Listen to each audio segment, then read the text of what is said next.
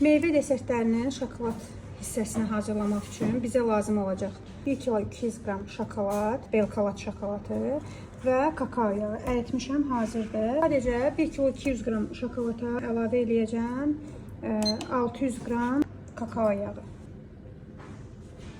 Bu şəkildə durur. Biz bunu ilkin etap batıracağıq. Daha sonra üzərinə püskürtmə aparatı ilə rəngləri püskürdəcəyik. Hər meyvənin rənginə uyğun. Rəngləri nəyə qatasınız usta? Şokolada. Yağ bazlı boyalar qatacağıq. İstifadə edəcəyim boyalar yağ bazlı boyalar olacaq.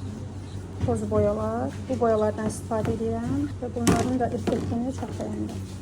Necə şəffaf olduğunu görürsünüz. Buradan rəngi ötürə bilmirəm çox. Amma görürsünüz necədir. Kakao yağı.